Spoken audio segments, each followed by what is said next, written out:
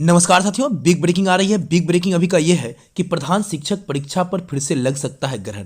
यानी जो प्रधान शिक्षक परीक्षा 22 तारीख को होने वाला है, जिसका एडमिट कार्ड तक जारी हो चुका है, सारा चीज क्लियर है, तो उसके बाद बीच में हाईकोर्ट का ऑर्डर आना क्या कहता है। आपको पता है कि 12 दिसंबर को हाईकोर्ट ने जजमेंट दिया है और आज 15 दिसंबर को जो है, एकदम देखिए, मात्र आज से 7 दिन परीक्षा को बचा है, तो आज 15 दिसंबर को जो है अपना जो है वो जजमेंट का ऑर्डर अपलोड किया है हाईकोर्ट ने। तो क्या कहता है, क्या फिर से लग सकता है परीक्षा पर ग्रहण? एक तो पिछले 8 से 10 महीनों से टाल मटोल चल ही रहा था, अब अंतिम क्षण में जब एडमिट कार्ड आ गया, उसके बाद जब ये इस प्रकार की परिस्थितियां उत्पन्न होती है, तो लगातार शिक्षक साथियों को जो है एकदम हताशा की जो है, समझ लीजिए कि मतलब हताशा से हताशा एकदम हो चुका है।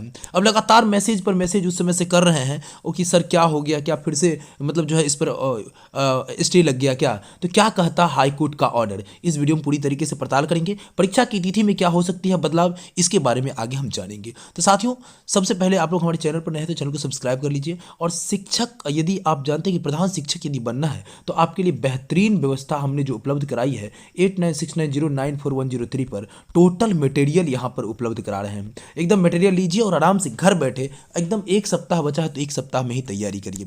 लेकिन आइए शुरुआत करते हैं। सबसे पहले जो बीपीएससी का जो जजमेंट आया है उसकी बात कर लेते हैं।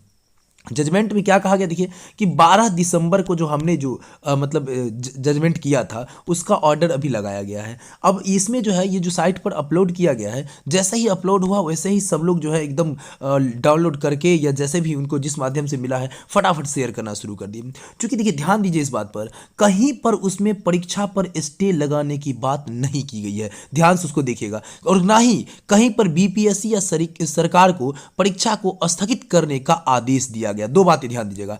एक नंबर में पहला बात है कि ना स्टे कहीं पर लगाया गया है और ना ही कहीं पर जो है आदेश दिया गया है कि बीपीएससी या सरकार इसको स्थगित करे। हाँ, लेकिन एक पक्ष को मजबूत जरूर किया गया है। जो पक्ष है उर्दू टीईटी का, उसके पक्ष को मजबूत किया गया है। अब मजबूत क्या किया गया है, कहा है उसमें, ऑर्डर में कहा है, ऑर्डर को ठीक से पढ़ेंगे, उसमें कहा गया है तो न्याय सिद्धांत की बात की गई है। उसमें न्याय सिद्धांत का मतलब यह कहा गया है कि जो याचिकाकर्ता है, याचिकाकर्ता जो है वो परीक्षा, पात्रता परीक्षा पास करके आया है। वो जांच तो पहले ही दे चुका है, जांच पहले ही दे चुका है, जो कि 2013 में परीक्षा पास किया है और 2015 में उसको सरकार ने अपने जो नियमावली के तहत उसको जो है नियुक्ति कराई है। तो कहीं ना कहीं उचित शिक्षण का माहौल मिले, उचित प्रशासन का माहौल मिले और सार्वजनिक सेवा में अपना सर्वश्रेष्ठ योगदान देने की जो क्षमताएं होती है, वैसी परीक्षाओं को उन्होंने पहले से ही पास करके आया है। यह कहना है हाईकोर्ट का, यह मेरा नहीं कहना है।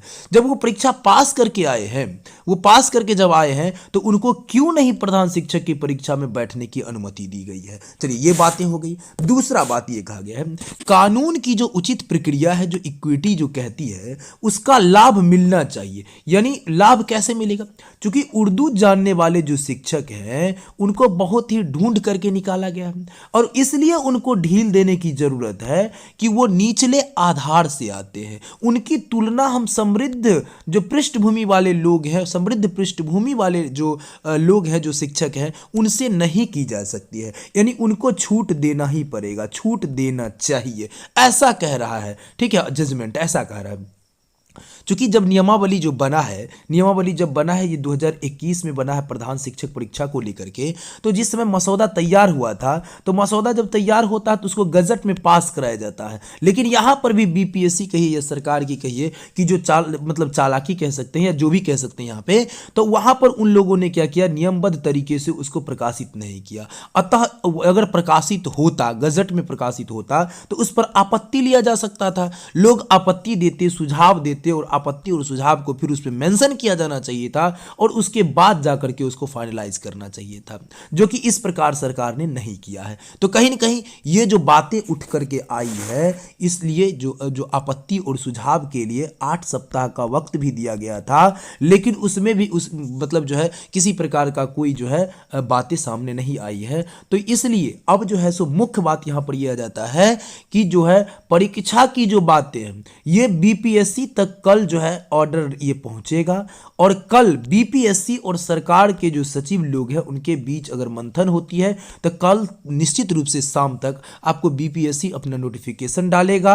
अगर स्टे लगा करके, चूंकि ये तो तय है कि उनको जो है उसमें परीक्षा में शामिल होने की अनुमति दी जा रही है, यानी उनको बैठने के लिए इस प्रकार से कह रहा है कि नहीं उन्हें आप मौका दीजिए, लेकिन स्टे लगाने की बात नहीं है। तो हो सकता है अगर बीपीएससी चाहे तो वो अपना एग्जाम इसको कंडक्ट करा ले, बाद में उर्दू वाले के लिए अलग से एग्जाम कंडक्ट करा ले, ये भी संभव हो सकता है, ठीक है। लेकिन ये भी संभव है कि स्टे लगा करके और तब इसको जो है सो फिर आगे 1-2 महीना बढ़ा करके उसको आवेदन करने की अनुमति दी जाए, और हो सकता है तो ये भी हो सकता है। तो कुल मिलाकर के जो भी होगा वो कल तय हो सकता है, या कल से परसों तक आपको 2 दिन और इंतजार करने होंगे। लेकिन अपनी तैयारी को अंतिम रूप देते रहिए, तैयारी को एकदम पूरे एकदम समझ लीजिए कि एकदम तैयार हथियार जो है पूरा तैयार करके रखिए, जब जरूरत पड़ेगा तब चोट मार देना है, बस यही है, ठीक है। तो एकदम एकदम इत्मीनान से तैयारी करते रहिए, जो भी होगा लेकिन 1 से 2 दिन में बीपीएससी अपने साइट पर क्लियर करेगी,